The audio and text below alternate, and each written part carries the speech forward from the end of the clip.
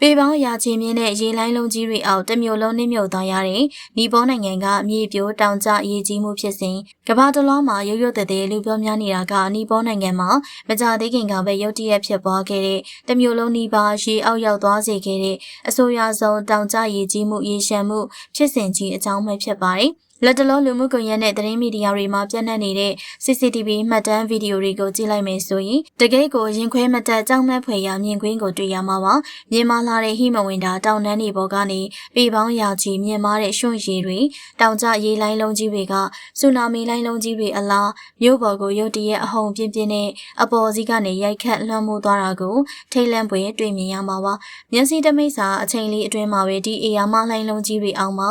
အိမ်တွေတရားတွေလမ်းတွေဒါမကတမျိုးလုံးနီးပါးနစ်မြုပ်မျောပါသွားခဲ့ရတာဖြစ်ပါတယ်။ဒီဖြစ်ပျက်ကတရုတ်နိုင်ငံတိဘက်ကုန်းပြင်မြင့်ဒေသနဲ့နီပေါနိုင်ငံနယ်စပ်အနီးရာဆူဝေါခရိုင်ကဘူဒီကောရှိမြေကျောင်းတစ်လျှောက်မှာဖြစ်ပွားခဲ့တာပါ။ဘာကြောင့်အခုလိုဆိုးရွားတဲ့ရေလိုင်းကြီးတွေရုတ်တရက်ဆင်းလာရသလဲဆိုတာနဲ့ပတ်သက်ပြီးတော့ကျွမ်းကျင်သူတွေသုံးသပ်ထားတာကဟိမဝင်တာတောင်တန်းဒေသမှာငလင်အသေးစားလေးတစ်ခုလှုပ်ခတ်သွားခဲ့ပြီးတော့အဲဒီကနေတဆင့်ကြီးမားတဲ့မြေပြိုမှုကြီးဖြစ်ပွားခဲ့ပါတယ်။ပြိုကျလာတဲ့မြေစာတွေကမြစ်ကြောင်းကိုပိတ်ဆို့သွားစေခဲ့ပြီးနောက်ရေတွေစုပြုံလာကနောက်ဆုံးမှာတော့တောင်ကျရေတွေအဟုန်ပြင်းစွာပောက်ကွဲဆင်းသက်လာတာလို့ယူဆရပါတယ်။အဆိုအရဆုံးကတော့စက္ကန့်ပိုင်းအတွင်းတစ်မျိုးလုံးရေအောက်ထဲလူအသက်ပေါင်းများစွာဆုံးရှုံးခဲ့ရတာပါပဲ။ကနဦးသတင်းတွေမှာတိတ်ဆုံးသူအရေးအတွက်အနှင်းငယ်သာရှိတယ်လို့ထုတ်ပြန်ခဲ့ပေမယ့်အခုနောက်ဆုံးရရှိထားတဲ့အချက်လက်တွေအရတော့ဒီဆူနာမီအလားတောင်ကျရေလိုင်းကြီးတွေကြောင့်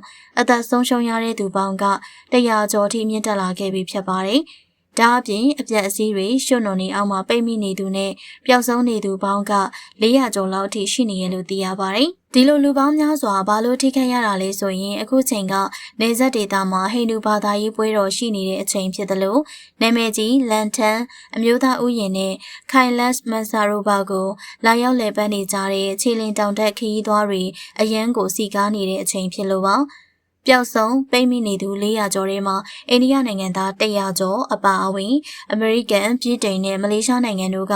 နိုင်ငံသားခရီးသွားဧည့်သည်292ဦးလောက်ပါဝင်နေတယ်လို့နီပေါခရီးသွားလုပ်ငန်းဘုတ်အဖွဲ့ကအတည်ပြုထားပါတယ်။တရုတ်နိုင်ငံမှာနေဆက်ကုံသွယ်ရေးစခန်းဘက်မှာလည်းရွှွန့်မြေတွေပြိုကျလို့ထိခိုက်သေးဆုံးမှုတွေအများအပြားရှိနေပါတယ်။လက်ရှိမှာတော့ဒီသဘာဝဘေးအန္တရာယ်ရဲ့အဆိုးရွားမှုကြောင့်တရုတ်တမဒါရှိချင်းဖြင့်နဲ့နီပေါဝင်ကြီးချုပ်ဘာလန်ဒရာရှာတို့ကိုယ်တိုင်ကအရေးပေါ်ကယ်ဆယ်ရေးလုပ်ငန်းတွေကိုအစွမ်းကုန်အရှိန်ဟုန်မြင့်လှုပ်ဆောင်ဖို့တမတော်ရဲတပ်ဖွဲ့နဲ့အစိုးရအဖွဲ့အစည်းတွေကိုတင်းတင်းကြပ်ကြပ်ညွှန်ကြားထားပါတယ်။ပျောက်ဆုံးနေသူတွေကိုရှာဖွေဖို့နဲ့နောက်ထပ်သဘာဝဘေးတွေထပ်မဖြစ်လာစေဖို့သတိပေးစနစ်တွေကိုအထူးတိုးမြင့်ထားပါတယ်။ဒါပေမဲ့ရေအားလျက်စစ်စီမံကိန်းတွေလမ်းတရားတွေအကုန်လုံးပျက်စီးသွားတဲ့အတွက်ကယ်ဆယ်ရေးလုပ်ငန်းတွေလှုပ်ဆောင်ရမှာအလွန်ကိုအခက်အခဲဖြစ်နေရပါတယ်။တကယ်ကိုမျက်စိတမိတ်စာအချိန်လေးအတွင်းမှာအရာအလုံးဖြက်စီးခံလိုက်ရတဲ့ဒီဖြစ်စဉ်က